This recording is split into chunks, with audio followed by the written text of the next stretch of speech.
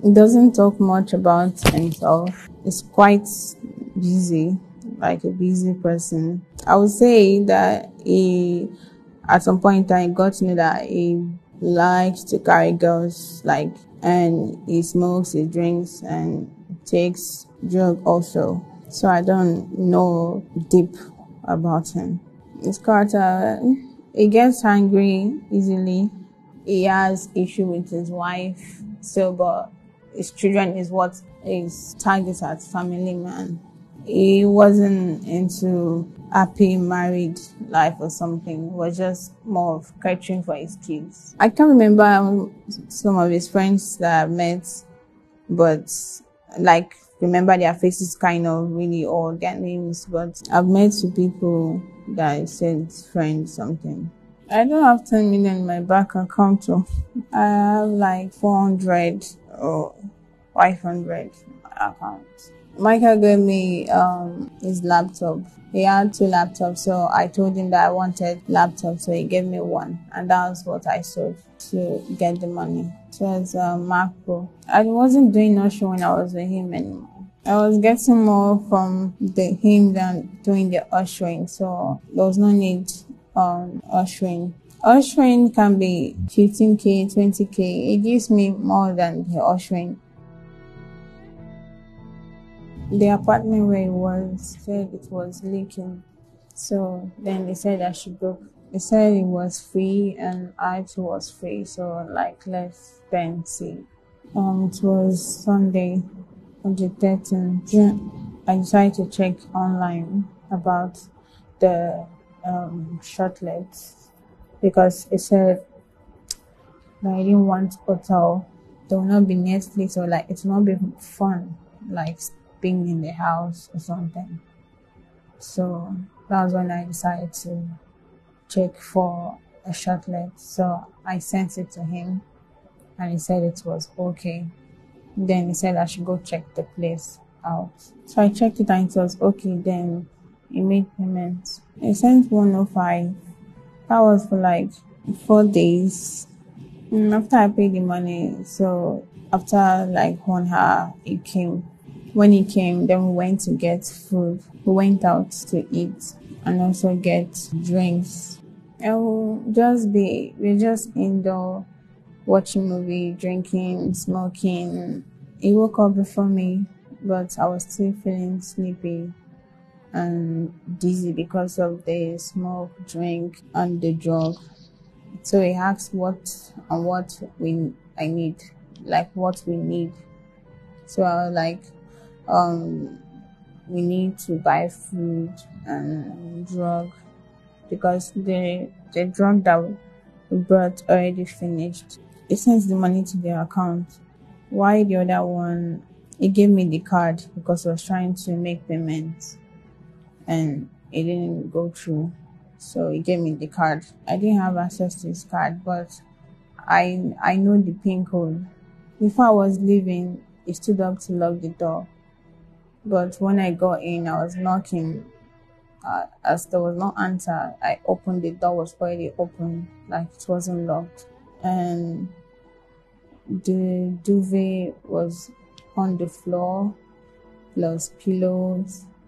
The bed, the couch was facing the door, and the bed was stained with blood already. And the floor where it was blood, and then music was on, the TV was on. The room was already disarranged, like someone broke in. Then I saw him on the floor. I didn't know what to do. I took my things with his thing and left. I was afraid. I didn't know if I have raised alarm, they would have arrested me for doing it because I and him were just the only people in the room. I just left. I was packing my things to leave. Then I noticed that my clothes was stained, so I changed it to another. I took the bag that contained his ID and documents, bank statements. My bag was already on the floor. I met my bag on the floor. And then the stuff it was with was on the TV set. That's where the stuff I took was on the TV set. So I just packed them and just put them into the nylon and left. I took his phone the following week. I was home, then I went out to withdraw some money from the ATM that I was with. I withdrew 200. Before that day, on Tuesday, he already told me that he's going to give me the money that I requested for. And when I came out, when I was arrested, and they were saying I made away with 5 million naira, there was no 5 million naira in the account. I just did it. It's not like I had something to do with his death. I never had anything to do with his death. The lady that I rented the apartment from, I had to message her that she should please probably send the security guy to check on him. That I haven't heard from him. That's what I said to her. And they came to my house and they arrested me, took me to station. I didn't involve anybody. I don't know who must have come into the apartment. Definitely somebody did that, but I don't know who that person is. I don't know what happened when I left to buy the food. I don't know. Because of the thing I did after not alerting police and then also withdrawing money, I feel guilty for what happened. I did not kill him.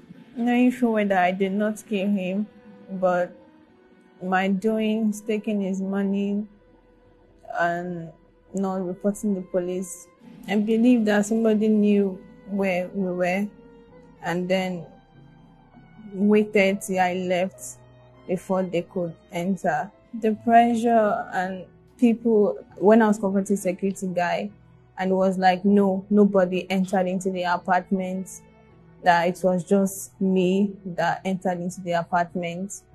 And knowing full well of what I did, withdrawing his money, I just took the blame on myself that since no one believes, let me just take it. No one is influencing my statements. I've not spoken to anybody, my relation or anybody. I've just been in the self since.